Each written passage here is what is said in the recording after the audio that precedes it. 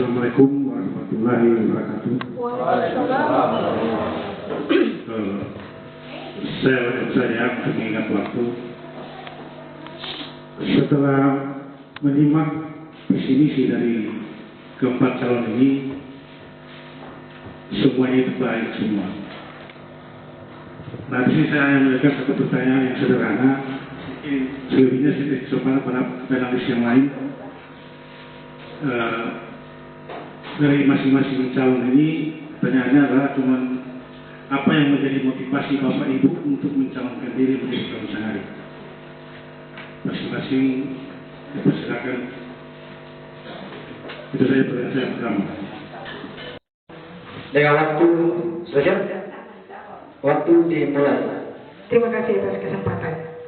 Motivasi saya mencalonkan diri menjadi Sangadi Desa Ulut 1 adalah yang pertama, karena saya mempunyai pengalaman fasilitator pemberdayaan walaupun tidak di kabupaten sini, tetapi tujuan dari pemberdayaan masyarakat adalah mengembangkan kapasitas masyarakat, seluruh warga dan masyarakat, termasuk perangkat desa di dalamnya. Ini yang motivasi saya berdasarkan pengalaman-pengalaman yang sudah saya lakukan walaupun tidak di kabupaten ini. Kemudian motivasi yang selanjutnya adalah termuat dalam visi, misi, dan program kerja yang telah saya sampaikan, yaitu semboyan saya menuju Desa Ulut 1 sejahtera, membangun berbasis hak. Jadi membangun berbasis hak di sini adalah bahwa semua pembangunan diserahkan kepada masyarakat. Ini yang dimaksud dengan berbasis hak. Kemudian bahwa tujuan pemerintah untuk menyerahkan pengelolaan dana desa ke desa masing-masing, ke desa tersebut, yaitu sesuai dengan cita-cita nawacita dari Presiden kita, yaitu membangun Indonesia dari pinggiran. Sehingga tujuan pelaksanaan dana desa adalah pemberdayaan masyarakat desa, upaya mengembangkan kapasitas seluruh masyarakat desa melalui pelatihan dan pendidikan. Nah, kita ketahui bersama bahwa di beberapa tahun ke belakang bahwa pelaksanaan pembangunan di desa itu notabene-nya adalah pembangunan sarana prasarana. Tetapi untuk pemberdayaan masyarakat itu yang sepertinya harus kita tumbuhkan, kita kembangkan. Kenapa? Yang dikembangkan adalah bukan hanya kegiatan, tapi kesadaran, mindset, cara berpikir dari masyarakat, itu yang harus kita kembangkan.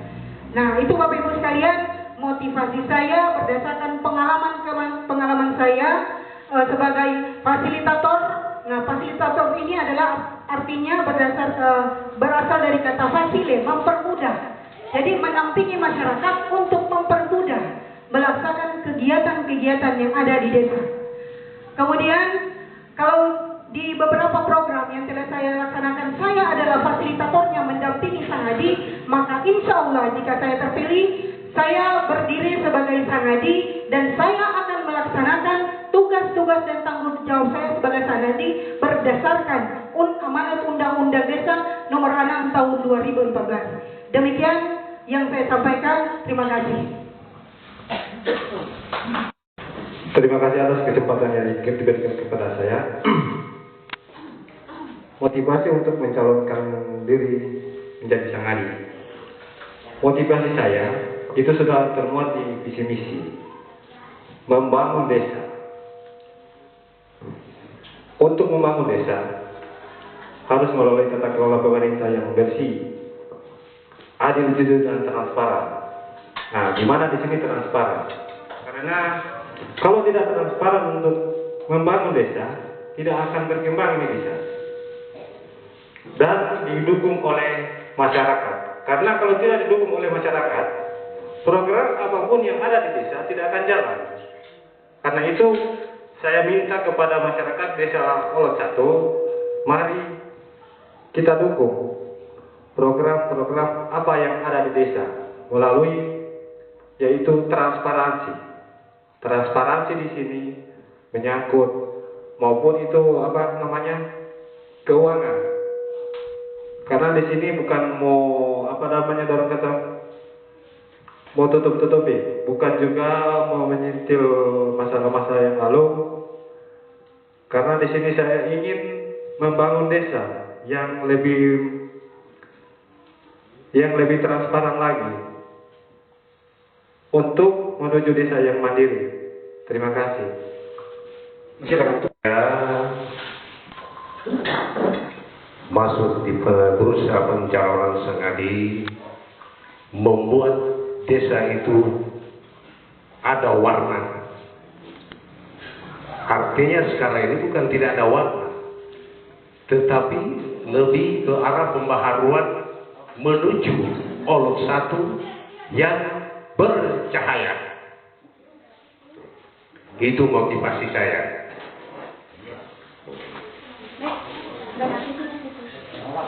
Jadi hal-hal yang masih gelap mau dikasih dia warna itu. Ini Olok satu. Karena tanpa Olok satu, ya tidak ada semacam itu. Karena Olok satu, saya hadir mencalonkan diri karena kesian Olok satu ini. Jadi Olok satu ini, menurut saya bukan tidak ada warna. Mohon maaf tidak menyinggung siapa-siapa.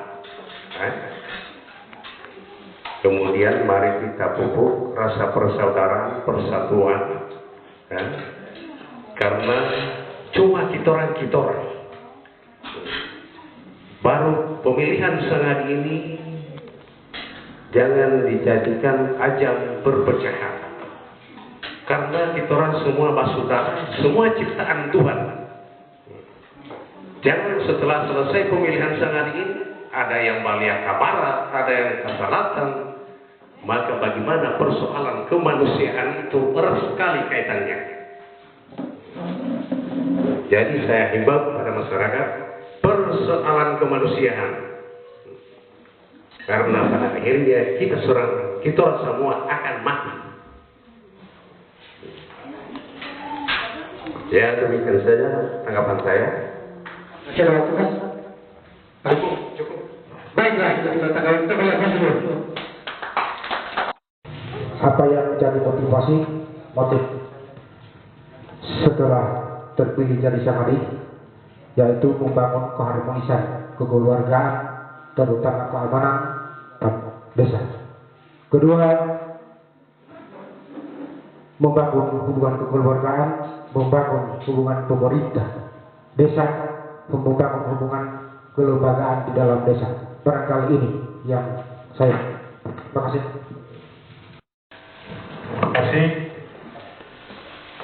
Setelah mendengar tanggapan dari masing-masing calon mengenai motivasi, sesungguhnya pertanyaan saya hanya mewakili masyarakat desa Allah, sehingga masyarakat desa Allah bisa mendengar langsung apa motivasi dari masing-masing calon untuk mencalonkan diri menjadi kepala desa di desa Allah ini. Pada akhirnya yang menentukan itu juga kan penduduk desa Allah juga yang bisa mendengar apa yang menjadi motivasi dari semuanya. Baik, terima kasih. Baiklah, kita beri aplaus dulu untuk para panelis. Selanjutnya mungkin panelis yang kedua untuk dapat memberikan pertanyaan. Untuk para calon Sangadi ditulis mungkin pertanyaan disimak bawahi. Dipersilakan Pak. Ya, terima kasih. Assalamualaikum warahmatullahi wabarakatuh. Saya hormati yang mewakili Pak Camat, Bapak Kasih DPD. Saya hormati Ketua BPD dan para calon, para anggota. Mohon maaf yang sempat hadir.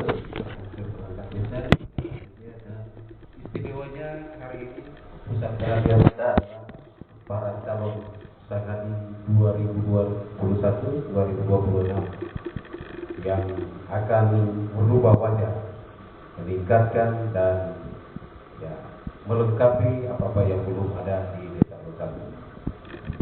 Jadi langsung saja pertanyaan, mohon maaf pada para calon. Hari ini kita sudah masuk di tahapan terakhir mungkin kedua. kedua dari terakhir karena masih ada kampanye sesudah ini. Bahwa ini baru ulasan sedikit, visi dan misi sudah dituangkan, sudah dipaparkan kepada masyarakat.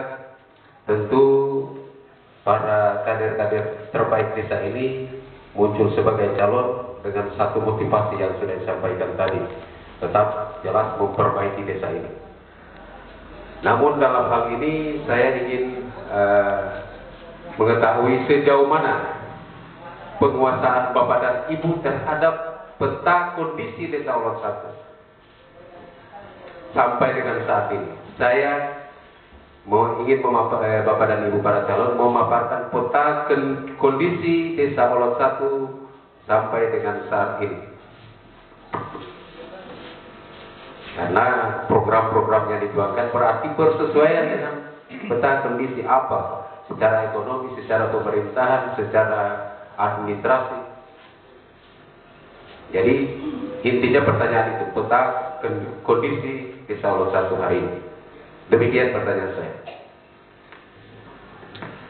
Baiklah, untuk menanggapi pertanyaan dari panelis, mungkin untuk menanggapi yang pertama mungkin calon nomor urut 3, Bapak Isnain Patiro, dengan durasi waktu 3 menit dimulai dari sekarang.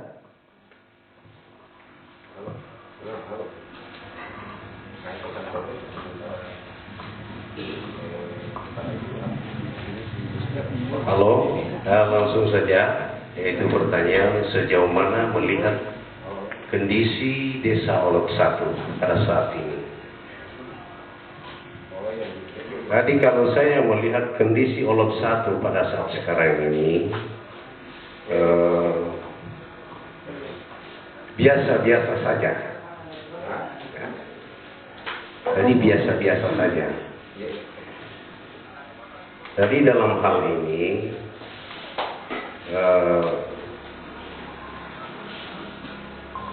di dalam pelaksanaan pemerintahan, nah ini dari sektor pemerintahan, kalau saya melihat sudah bersesuaian dengan amanat undang-undang. Memang rekrutnya di luar dia bilang begini, tapi tidak begitu. Saya dan percaya pada pejabat Sengadi melaksanakan sesuai dengan prosedur undang-undang yang ada di dalam undang-undang pemerintahan desa. Tetapi ada kerikil-kerikil tajam yang tentunya semuanya juga bisa diselesaikan secara musyawarah untuk mencapai mufakat.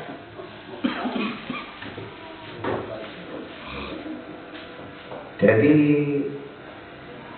mau bilang memprihatinkan, tidak. Mau tidak mau bilang memperhatikan, memprihatinkan. Jadi banyak persoalan yang perlu harus diselesaikan. Selanjutnya tadi ada yang terselip. Ini persoalan tadi itu persoalan keterbukaan, transparansi. Nah ini kerikil tajamnya, transparansinya ini. Bagaimana itu transparansi? Apa definisi transparansi? Jadi jika saya terpilih nanti, semacam apa itu transparansi? Oke, silakan.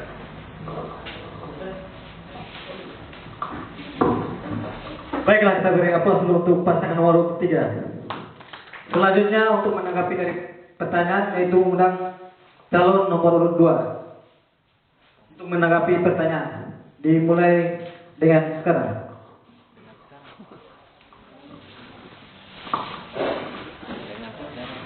Terima kasih lagi diberikan kesempatan kepada saya. Yang mana di sini melihat atau peta kondisi desa Olot 1 mulai dari tahun lalu yang sampai sekarang. Mohon maaf, ini melihat kondisi. Nah, jadi melihat kondisi di sini, pasti orang melihat ke belakang, bukan melihat ke depan. Salah kan kondisi desa Olot 1. Jadi mohon maaf, bukan menyentil pihak pemerintah yang lalu-lalu, tidak.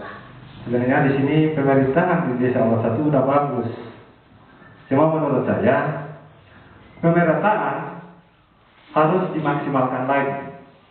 Entah itu mau di bidang apa, pembangunan, seperti ada pembuatan jalan, apapun, apalagi bantuan rumah, bantuan ternak, itu harus diratakan. Namanya pemerataan. Karena di sini saya melihat ke belakang, pemerataan itu kurang ini, belum, maksudnya sudah bagus, cuma belum maksimal. Jadi dari saya hanya itu pemerataan yang saya tegakkan untuk dalam pemerintahan. Kemudian masalah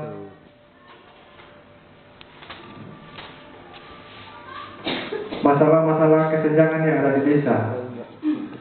Ini sama dengan ini dikatakan bahwa yang mana ini ternak sapi, kambing, itu harus tolong bikin aturan di sini karena selama ini aturan tidak ada.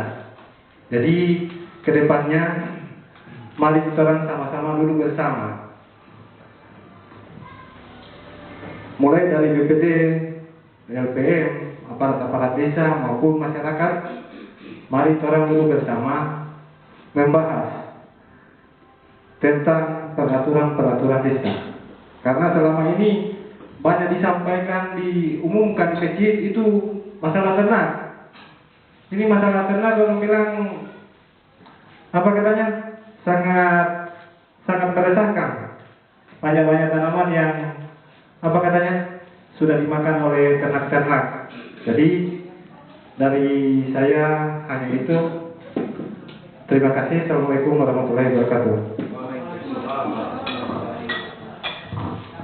Kita bergabung dulu untuk calon nomor 2. Jadi sedikit begini, kalau untuk para calon sehari untuk menanggapi, artinya kita tidak bercerita pemerintahan sebelumnya.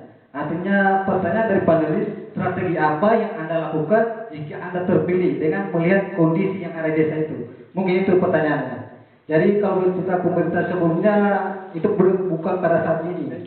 Nanti jika Anda terpilih nanti buktikan bahwa Anda itu yang terbaik. Terima kasih. Masukan.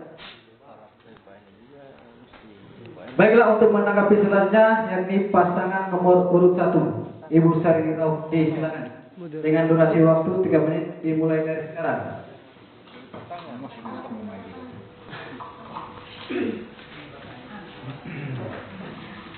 Terima kasih atas kesempatan. Assalamualaikum warahmatullahi wabarakatuh. Berdasarkan pertanyaan yang disampaikan oleh Bapak panelis 2, yaitu tentang peta kondisi masyarakat yang sampai saat ini di Desa Olot 1. Jadi kalau berbicara tentang peta kondisi atau namanya peta sosial masyarakat yang ada di Desa Olot 1. Yang pertama, karena dia dinamakan peta, artinya kita nanti insya Allah menjadi sangadi. Seorang pemimpin harus memahami peta sosial kondisi masyarakat termasuk kewilayahan yang ada di Desa Olot 1. Yang pertama tentu peta itu berbicara tentang kependudukan. Nah, yang data sampai saat ini adalah penduduk Desa Olot 1 berjumlah 791 jiwa, mungkin agak melenceng dari yang sebenarnya. Kemudian dengan rincian laki-laki 413 jiwa dan perempuan 378 jiwa. Jadi saya mohon maaf lebih dulu kalau misalnya jumlah tersebut belum sesuai dengan data yang sampai saat ini. Kemudian itu berbicara peta. Nah, tentang kewilayahan dan batas-batas desa, karena peta itu sudah termasuk batas-batas desa dan jumlah penduduk. Kemudian kondisi wilayah dan masyarakat yang sampai saat ini seperti apa? Ini yang dimaksud oleh Bapak Penalis. Nah, saya akan mencoba menjawab Bapak Ibu sekalian bahwa kondisi yang saat ini setiap desa sejak tahun 2014 menuju 2015 dan sampai saat ini tetap menerima dana desa. Nah, pelaksanaan kegiatan dana desa sudah dilaksanakan berdasarkan sesuai dengan jumlah dana yang dilaksanakan. Kemudian Bapak Ibu sekalian, kondisi yang saat ini yang ada di desa kita bahwa pelaksanaan kegiatan pembangunan juga sudah sesuai dengan yang dimasukkan dalam RPJMDes, Rencana Jangka Menengah Desa, dan Rencana Jangka Pendek Desa yang termuat dalam RKPDes. Saya yakin dan percaya bahwa RKPDes setiap tahun itu sudah dilaksanakan. Hanya saja pada setiap musyawarah desa itu ada namanya musyawarah desa review RKPDes. Nah, review RKPDes ini adalah mereview kembali kegiatan-kegiatan desa yang belum terdanai di tahun sebelumnya, kemudian dimusyawarahkan di desa, direview kembali, nanti akan dilaksanakan pada tahun yang akan datang. Terima kasih.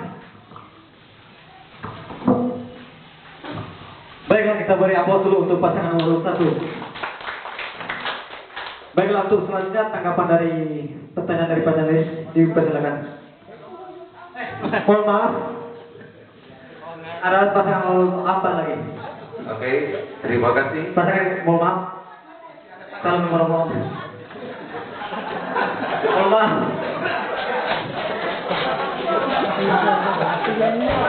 Pak, ada dipersilakan.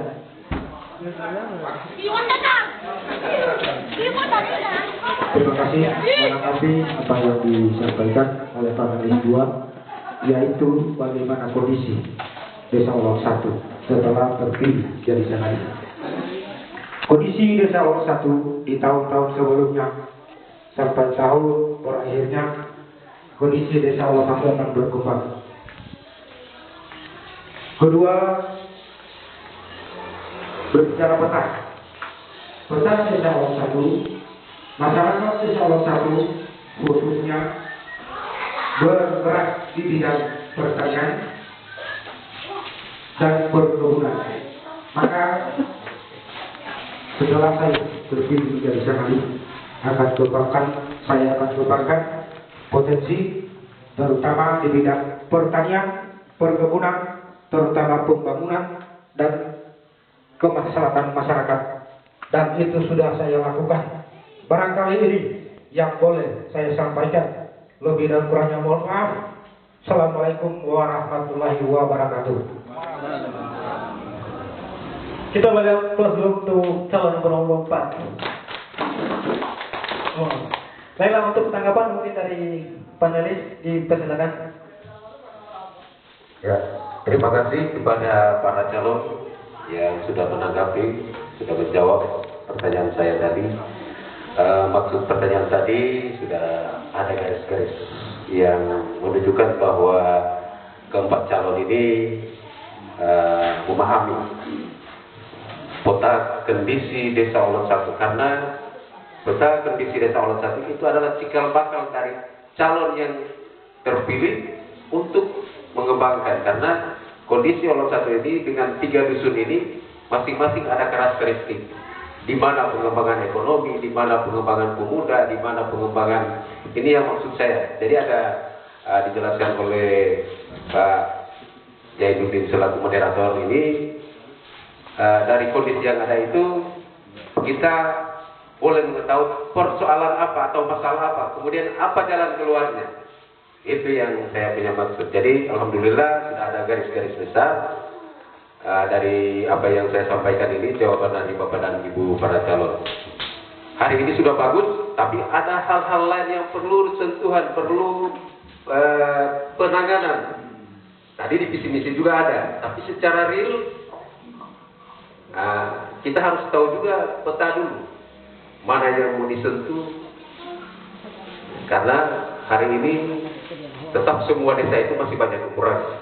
Makanya diharapkan calon hari ini yang mungkin terpilih mampu mengembangkan beberapa kekurangan, beberapa persoalan bisa diselesaikan. Kira-kira itu penyampaian kami, dan mudah-mudahan karena ini semua orang kolom satu yang masa pun tidak tahu di mana ini yang tergenang air, di mana ini perlu pengembangan, ada pemuda ini perlu ini dan itu. Kemudian tidak ada DP fasilitas. Apa saya sebetulnya? Itu maksud saya. Peta persoalan kondisi hari ini. Yang kurang apa, yang lebih apa, yang tidak ada apa. Nah, itu stressing saya pada kesempatan ini. Atas perhatiannya terima kasih. Wassalamualaikum warahmatullahi wabarakatuh. Kita beri aplaus dulu untuk panelis nomor 2. Baiklah, untuk pertanyaan ketiga, yakni panelis ketiga yang terhormat Bapak Dr. Andes Erwin Van Gobel, dipersilakan. Terima kasih. Assalamualaikum warahmatullahi wabarakatuh. Para panelis yang kami hormati, Bapak Ibu audiens, seluruh masyarakat Desa Olot 1, dan teristimewa 4 calon sanga di Desa Olot 1, insyaallah akan bertarung.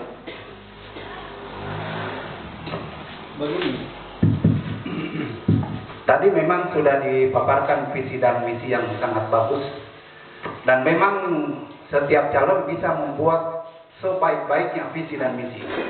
Tapi nanti yang akan menjawab itu adalah aksi nyata kita di lapangan. Sebagus apapun visi misi kita, tentu masyarakat akan melihat calon itu punya nilai jual atau tidak. Dan untuk itu, pada pelaksanaan baik itu pilpres, pilgub atau pilgub, termasuk untuk pelaksanaan pemilihan sanadi, biasanya ada istilah program 100 hari, program awal 100 hari ketika terpilih. Nah, di sini saya akan menanyakan pada saudara-saudara calon, kira-kira, karena begini, yang dimaksud menawarkan program 100 hari itu agar supaya dari pelaksanaan kegiatan pemerintahan yang berjalan sekarang itu akan nampak setelah Anda 100 hari, akan nampak perubahan yang Anda buat. Maka pertanyaan saya adalah, jika saudara-saudara terpilih menjadi kepala Desa Olot 1 untuk periode yang akan datang, kira-kira perubahan apa yang akan Anda tawarkan dan aksi nyata apa yang akan Anda lakukan dalam 100 hari dalam bidang penyelenggaraan pemerintahan desa, pelaksanaan pembangunan desa, pembinaan kemasyarakatan desa, dan pemberdayaan masyarakat desa. Ada 4 yang saya tanya ini. Kira-kira aksi apa yang nyata yang harus Anda lakukan dalam bidang penyelenggaraan pemerintahan desa, pelaksanaan pembangunan desa, karena ini yang inti ini. Baru pembinaan kemasyarakatan desa, yang kedua pelaksanaan pembangunan desa, ketiga pembinaan kemasyarakatan desa, dan yang keempat pemberdayaan masyarakat desa.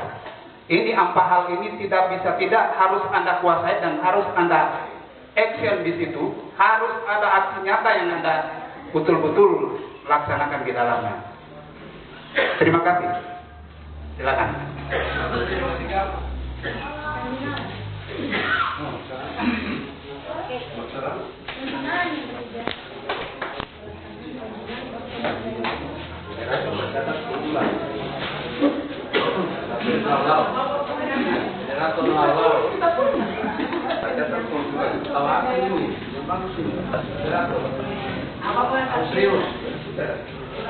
Saya ulang. Ya, yang pertama pelaksanaan penyelenggaraan pemerintahan desa, yang kedua pelaksanaan pembangunan desa, yang ketiga pembinaan kemasyarakatan desa, dan yang keempat pemberdayaan masyarakat desa.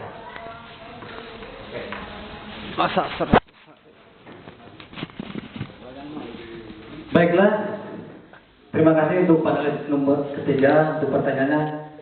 Jadi untuk para calon, pertanyaan dari panelis 3, jika Anda terpilih nanti 100 hari kerja, apa yang Anda akan lakukan dengan 4 program yang ditanyakan tadi, yaitu baik bidang pemerintahan, pembangunan, pemberdayaan, serta pembinaan kemasyarakatan, serta pemberdayaan kemasyarakatan.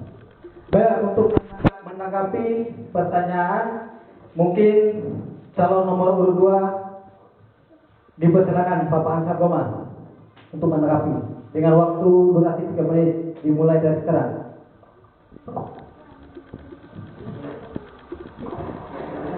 Terima kasih atas kesempatan menyangkut pertanyaan dari panelis 3 penyelenggaraan pemerintahan desa.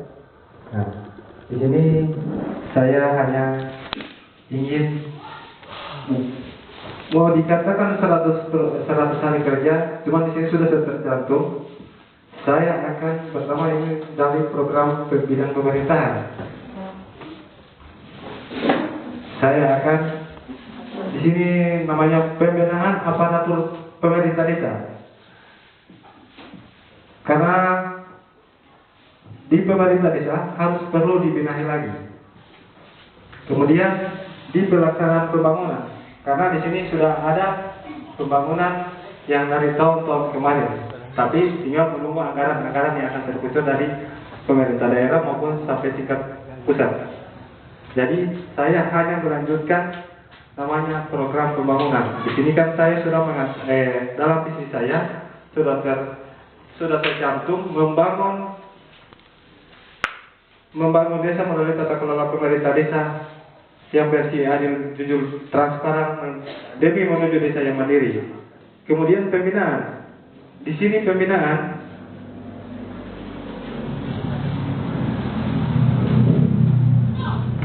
di sini yaitu pembinaan kepada di sini juga pembinaan banyak DP subpoin situ. Di mana pertama pembinaan taman pengajian. Nah, jadi di sini saya hidupkan taman-taman pengajian. Baru kemudian ada namanya dialog, maksudnya macam karang taruna saling dialog secara dialog secara keagamaan agar supaya membuka wawasan bahwa yang saat ini pemuda-pemuda banyak orang bilang terpengaruh yang negatif-negatif dari luar. Jadi saya ingin melakukan pembinaan kepada masyarakat, terutama pemuda, agar supaya di sini bisa akan adanya bukan namanya ceramah, itu secara dialog kecil untuk melakukan pembinaan. Kemudian pemberdayaan masyarakat. Nah, di sini pemberdayaan masyarakat saya akan maksimalkan di sini pertama di bidang kerajinan. Di sini kan seperti ada tukang las. Nah, terima kasih. Baiklah, kita beri aplaus untuk calon nomor 2. Baiklah, untuk menanggapi selanjutnya yakni pasangan calon nomor 1. Maaf. Silakan.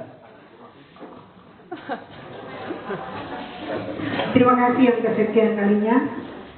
Terima kasih juga atas pertanyaan dari panelis 3, yaitu tentang apa yang akan saya lakukan jika saya terpilih menjadi seorang sangadi pada program 100 hari kerja, yaitu pada bidang penyelenggaraan pemerintah desa, pelaksanaan pemerintahan desa, pembinaan pemerintahan desa, dan pemberdayaan masyarakat desa. Nah, Bapak Ibu sekalian, akan saya coba tanggapi, yaitu yang pertama penyelenggaraan pemerintah desa. Kita ketahui bersama bahwa penyelenggaraan pemerintah desa itu luang lingkupnya itu adalah pemerintah dan seluruh perangkat desa serta pemerintahan desa di dalamnya ada BPD. Nah, ini yang harus kita maksimalkan, bahwa penyelenggaraan pemerintah desa terhadap kegiatan-kegiatan pemerintahan yang ada di desa, yaitu menunjang program-program pemerintah kabupaten yang dilaksanakan di desa. Itu yang dimaksudkan dengan penyelenggaraan pemerintah desa. Tentunya program-program yang ada di desa itu adalah program-program pemerintah.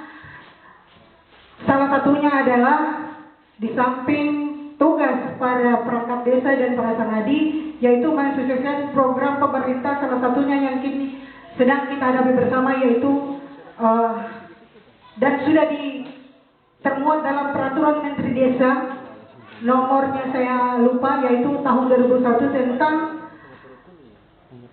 protap kesehatan, yaitu pencegahan COVID-19. Itu salah satu program pemerintah dan menjadi tugas dari penyelenggaraan pemerintah desa. Yang kedua yaitu pelaksanaan pemerintahan desa, bahwa kegiatan-kegiatan yang termuat dalam rencana panjang menengah desa, RPJMD dan RKPD itu harus dilaksanakan oleh pemerintah desa. Itu yang dimaksud dengan pelaksanaan pemerintahan desa. Kemudian pembinaan masyarakat desa. Nah, pembinaan masyarakat desa itu bahwa seluruh masyarakat dan warga harus dibina melalui beberapa bidang. Nah, bidang yang saya tawarkan di sini adalah bidang keagamaan, kemudian peningkatan kapasitas. Bidang keagamaan, pembinaan kemasyarakatan desa, termasuk di dalamnya adalah pemerintah desa, pemerintahan desa, dan para karang taruna dan kelompok-kelompok perempuan dan baik itu kelompok miskin, marginal, dan rentan yang ada di dalam desa. Terima kasih. Kita beri aplaus untuk nomor 1. Untuk menjawab pertanyaan selanjutnya, yakni calon nomor 4 Bapak Adela Sama, disilakan dengan waktu 3 menit dimulai dari sekarang. Terima kasih yang kesekian kalinya ini. Untuk menanggapi pertanyaan yang panelis ketiga. Pertanyaan pertama, program apa setelah terpilih jadi sangadi di 100 hari kerja? Pertama, di dalam pembangunan desa harus melalui perencanaan. Perencanaan apa